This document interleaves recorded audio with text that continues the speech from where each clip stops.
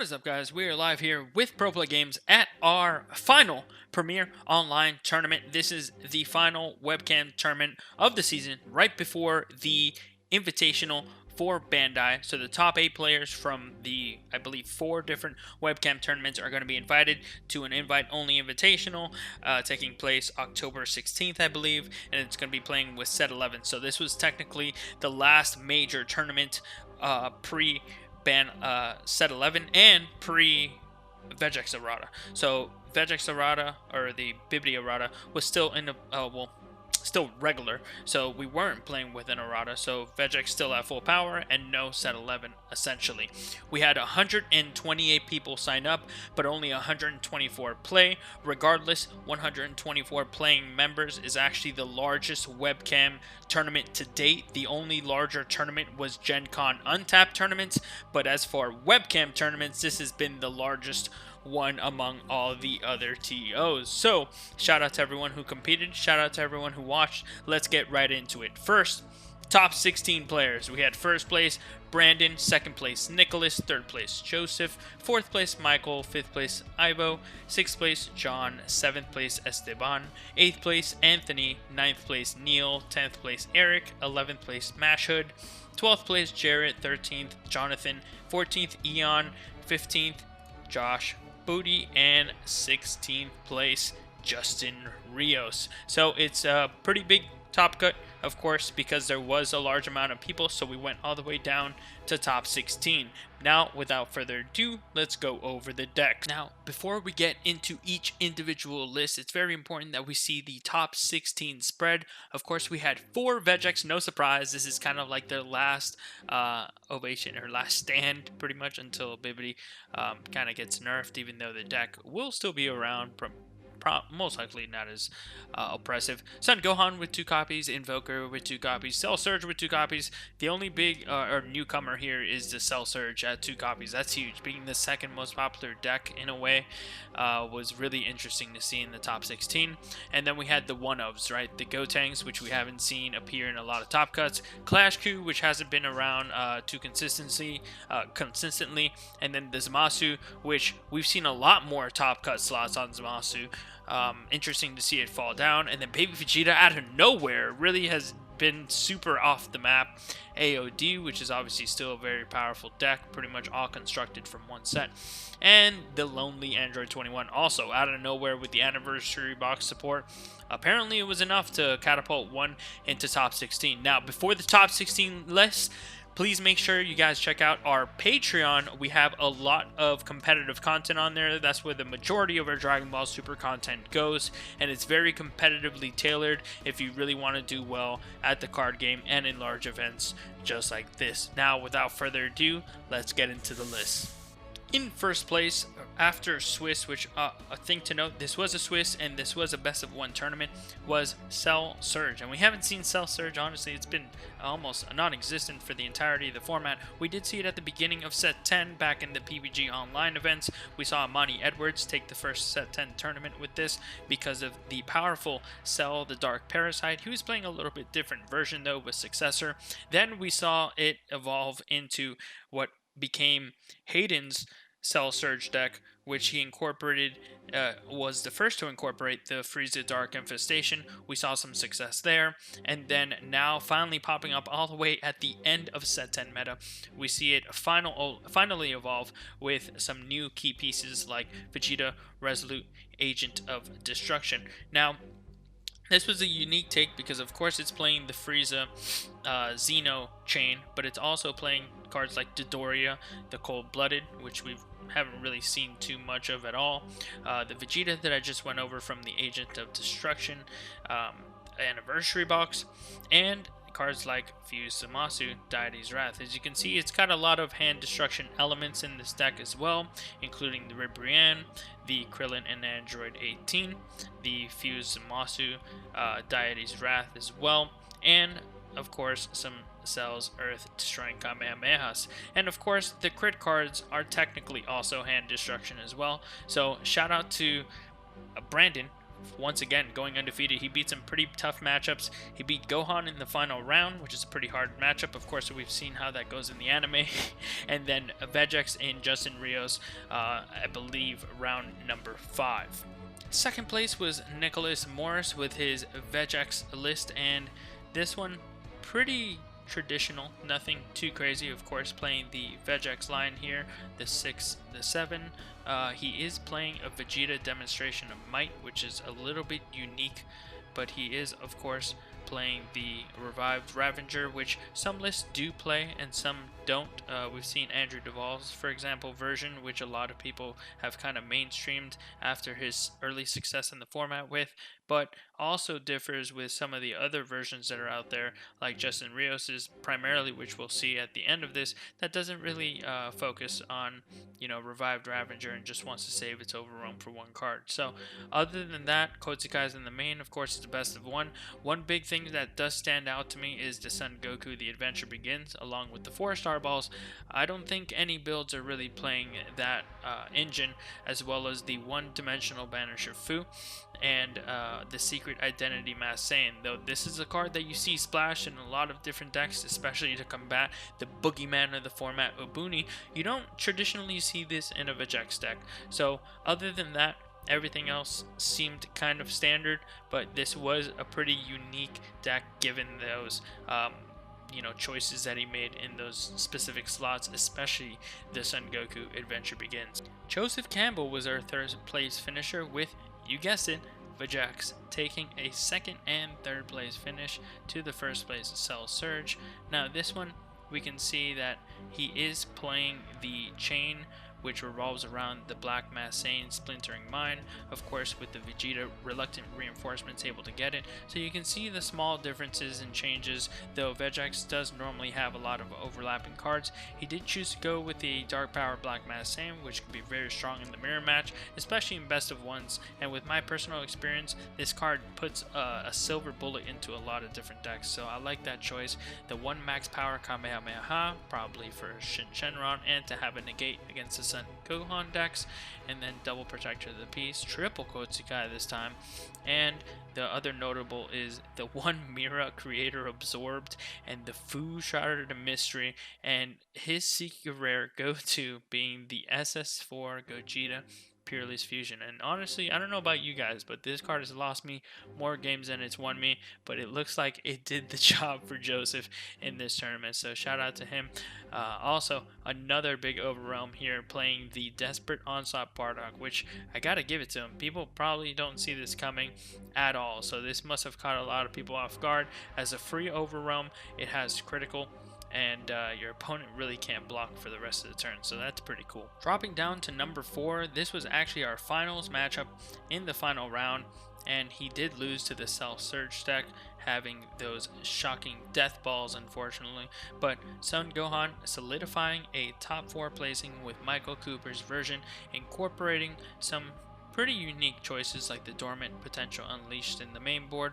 We did see him approach it in a more hand destruction type of way, which is a mono green, of course utilizing the mono green secret rare, playing Belmonts, the Beerus to discard off the Bardock, and playing the the Master Roshi, buying back either Cell's Earth Destroying or Dormant Potential, and being able to really just play some pseudo super combos to really pressure the opponent in the form of Sun Goten Deluge of Power. Other than that, pretty basic list. The Infernal Emperor Frieza is another great way to kind of get that self-awaken.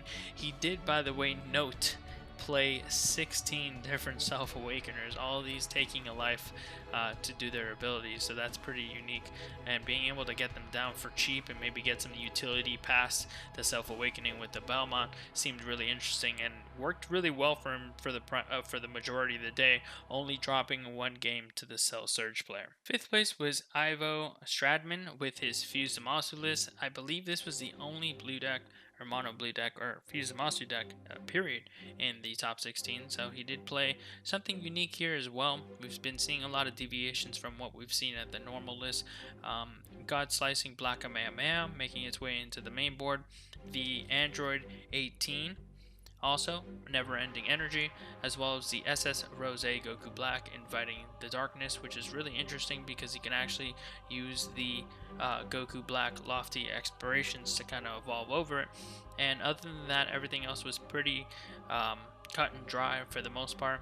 Playing some Secret Identities and a Fu, which is kind of risky, seeing as you want to hit the top card of your deck, Mono Blue with the Zeno, on top of playing the two multicolored cards in Zamasu and Goku and Hit. Other than that, pretty basic. Next up in 6th place was John Shorley with Son Gohan as well, and he was believe it or not, playing the Supreme Kai of Time that you normally see in Vegex, just simply for a 10k combo. Of course, the deck sometimes does get to low hand advantage, especially when you're comboing out and you want to use that as like your last combo piece. I think it's a really interesting tech. Other than that, playing the Yamcha the Cunning, just to kind of stop those offensive untaps. Playing the Dark Temptation Toa, which we didn't see. We saw others just play the Bardock, but he's playing the Bardock and the Toa here. And of course, a big suite of the one-drop Self-Awakeners. So almost like Michael Cooper's this, a little bit changes here and there with the Kotsukai in the main board, which is huge. I mean, this has to be really good against Topo, if anything. But yeah, that's 6th place. Esteban Perez was our 7th place finisher with Invoku. This is the highest Invoku placing there was. Only one Beerus multicolor super combo to note with 3 backbones. Double We Are Universe 7, which is also pretty unique. Only playing 1 of the 6-drop Instinct Surpass, but 3 of the Burn Goku and the 4 Beans. Playing Whis, which we haven't seen really at all make any type of relevancy. So Whis making its way back in 4 of is the big thing that stands out to me. Anthony Quintana was our number 8, sliding into number 8. So this was the final player to get their invite to the Bandai Invitational. And we saw a little bit more of a traditional list here. No Whis, the Double Master Roshi, the One We Are Universe 7. The triple cooler in the main board, which I like, especially in a best of 1. Triple Topo, which I just realized the last deck I don't believe played any copies of. And that was pretty much it. 4 Beerus super combos to tap it off, and that was it. Neo Bonaparte was the only AOD player in the top 16, and he took this rainbow colored deck to a top 16 finish, just barely missing the top 8 here. He was playing the 4 Sensu Bean, which is huge, triple Whis Coercion, which we don't see too much. Really wanted to get that blue charge down for that Bibbidi, it seems like. Mira as the Overwhelm card, Cell Zeno as the Seeker Rare, and everything else pretty basic.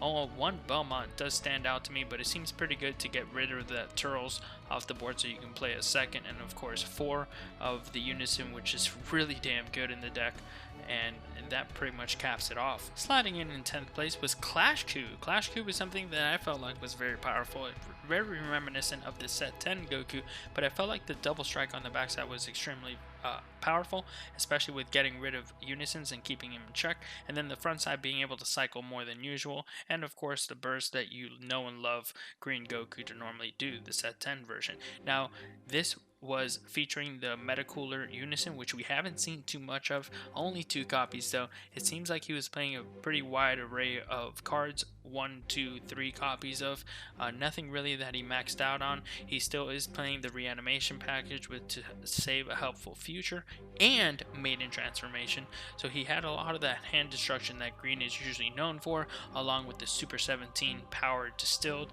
Still playing the Zerloin combo with the Piccolo, of course the 4 Ribrians, playing Zarbon Cosmic Elite in the main board as well, and everything else is pretty basic for the most part.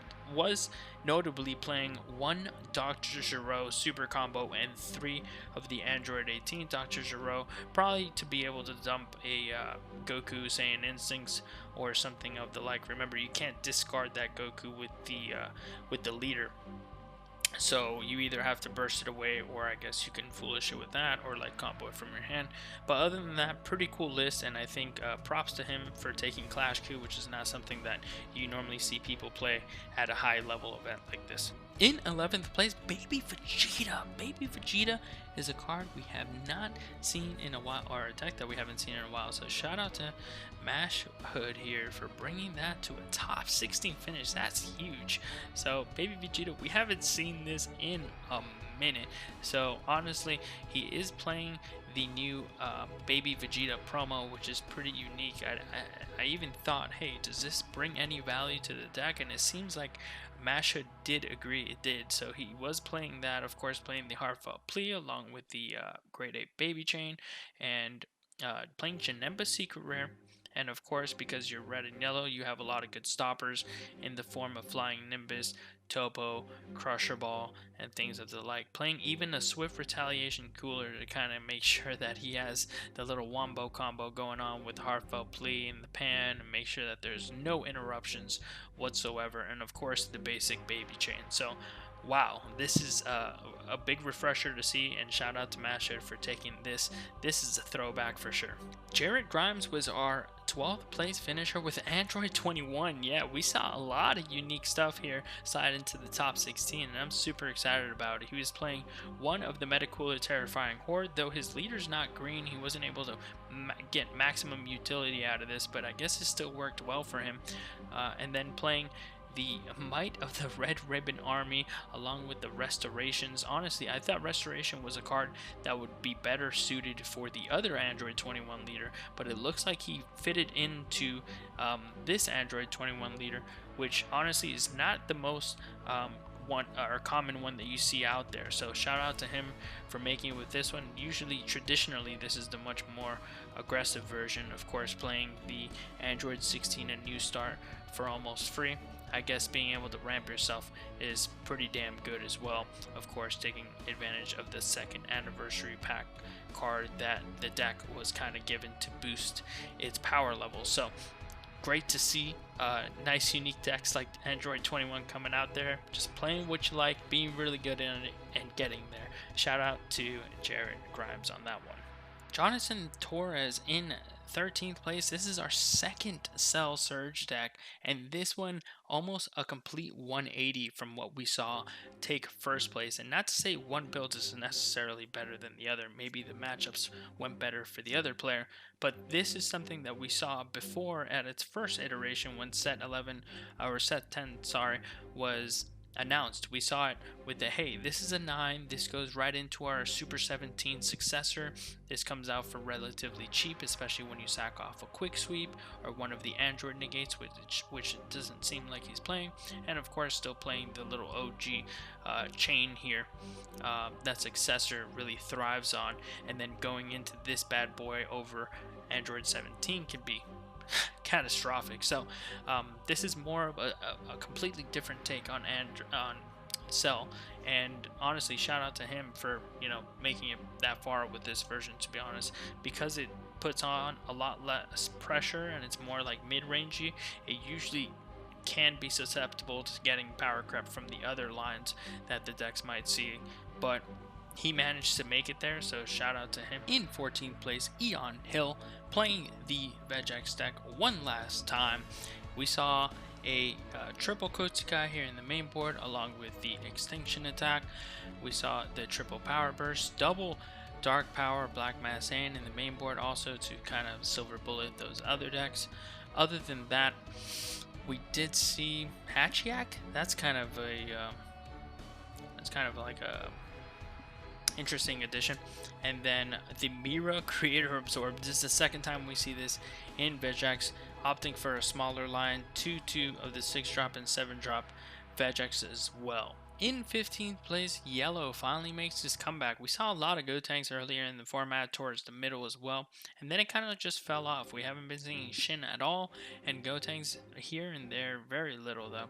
He did decide to play the OG Vegeta Unison, which is actually pretty unique, alongside the 4 trusty SS Gogeta, which Yellow is normally known for playing.